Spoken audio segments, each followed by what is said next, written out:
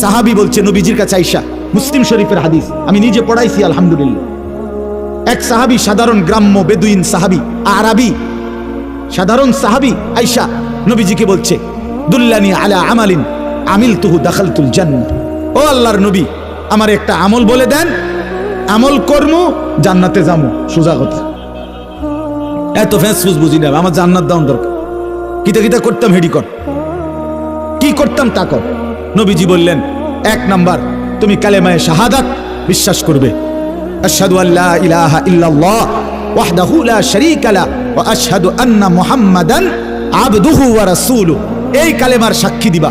দুই, ওয়া তুকিমুস সালাতাল মাকতুবা, 5 ওয়াক্ত ফরজ নামাজ আদায় করবা।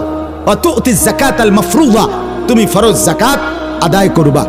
ওয়া তাসুমা রমাদান, রমজান মাসের রোজা আদায় করবা। তখন পর্যন্ত হাদিসের ব্যাখ্যায় আছে তখনও হজ ফরজ হয় নাই, অথবা লোকটা এতটা গরিব যে নবীজি বুঝছেন তার জন্য হজের বিধান আসবে না।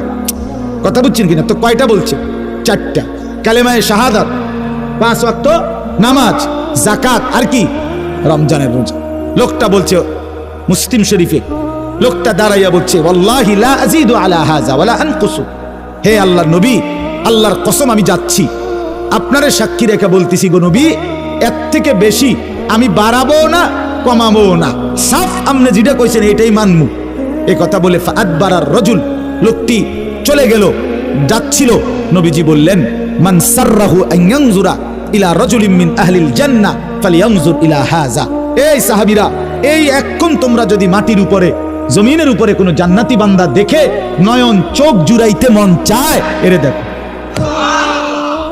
দেখো, ফালইয়ানজুর ইলা হাযা, একে দেখো, জান্নাতি যায়।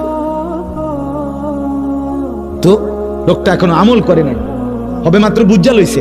কথা বোঝেন নাই কেন? বাইতে না মাত্র ফোন দিছে, বেটা রোডে থাকতেই জান্নাতের কথা বলে দিছে। বুঝছে নবী, তার কথার ঢং দেখা বুঝছে এই লোক বাস্তবিক, এই শতভাগ কি করবে? আমল।